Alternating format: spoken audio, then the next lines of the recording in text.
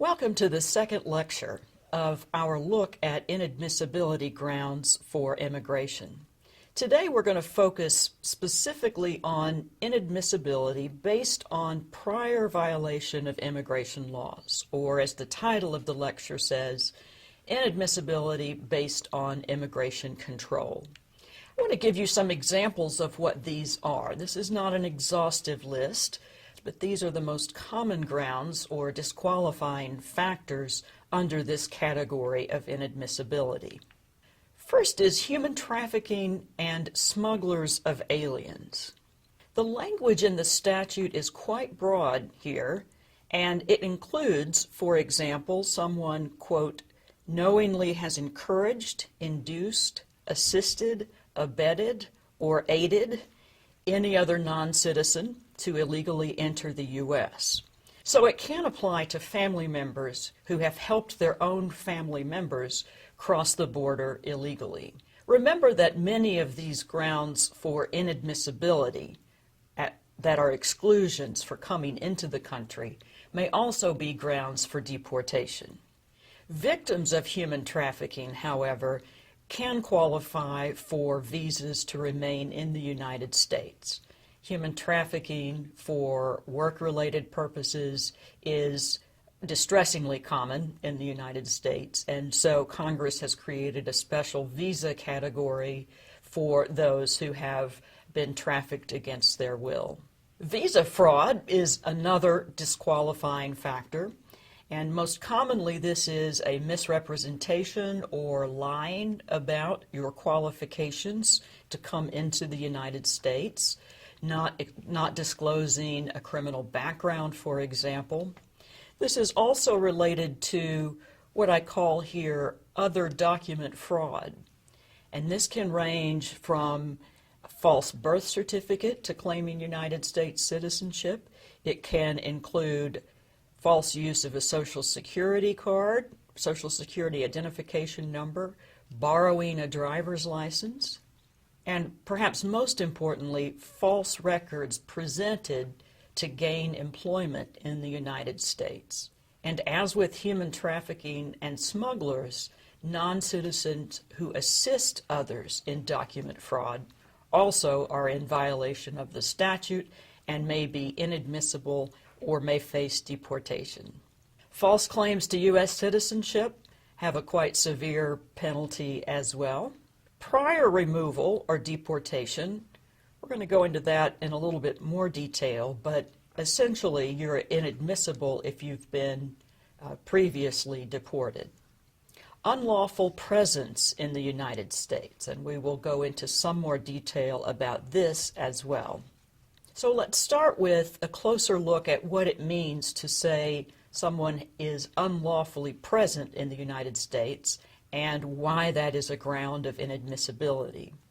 This applies to both visa overstays and entering without inspection. Entering without inspection is a technical term for not presenting a passport at what is called a port of entry or a border crossing or a checkpoint. So there are those who have crossed the border illegally. They have entered without inspection.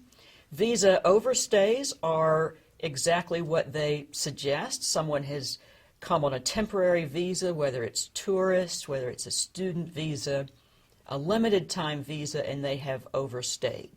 Both of these grounds can result in some fairly severe penalties, as we'll see. If you are unlawfully present for 6 months, but less than a year, and again, this can be a visa overstay. You've overstayed your visa for at least 6 months, but less than a year. There is a 3-year statutory bar to re-entry. A 3-year bar to re-entry applies. That is, when you're out of the country, you're ineligible to re-enter or even apply to re-enter for 3 years. The penalty is much worse if you have been unlawfully present in the United States for more than a year. For a year or more, there is a 10-year bar to re-entry. These bars can create very difficult choices for persons who have been unlawfully present in the United States but have some path to legal status or some path to citizenship if they are required to go through consular processing in their home country. That is, if to get the visa they must go back to their home country in order to apply. They would be denied entry for 3 years or 10 years following that, even if they're qualifying as a spouse of a United States citizen. So the penalties for entering without inspection and overstaying a visa are fairly severe. Continuing now to look more closely at prior removal or deportation. Here are some additional inadmissibility provisions based upon immigration control. A non-citizen who has been deported from the U.S. in general is inadmissible for 10 years from the date of the deportation. Those who return to the U.S. after a deportation and they are removed or deported for a second or subsequent time are inadmissible for 20 years. And then probably the most important provision, a non-citizen who has committed an aggravated felony in the United States in general is ineligible ever for readmission. And continuing on the note of prior removal or deportation, previous deportees who enter without inspection are guilty of a felony, so that they could be prosecuted and jailed in the United States or deported at the pleasure of the government. And incidentally, failure to attend a removal hearing or a deportation hearing. If you get a summons for a hearing in immigration court, you do not attend, that results in an automatic 5-year bar to reentry, as well as other penalties. How does immigration reform affect any of this? Well, for the 11 million undocumented aliens, they face the hurdle of having violated United States immigration law in the past.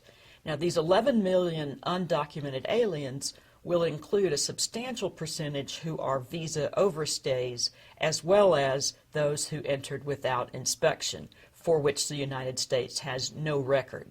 So the question is, what to do with these 11 million persons? To put them on a path to legal status and ultimately to put them on a path to citizenship would require changing or waiving the unlawful presence requirement in the statute. This is exactly how the DREAM Act envisioned legalizing children who were brought here at a very young age and qualify as unlawfully present. The DREAM Act, which narrowly failed 2 years ago, was designed to provide a pathway to those children who would attend college, could join the military, and in other ways become legal, fix their unlawful presence status. One of the very important provisions in the proposal in the Senate has to do with the Dreamers, and it would waive this unlawful presence bar to admissibility. It would do so for those who were brought in at a young age, and while technically unlawfully present, they can hardly be said to have chosen that pathway. They were children when they entered the country and have lived their entire lives here. That makes them a particularly sympathetic group to attain legal status. The preceding program is copyrighted by Emory University.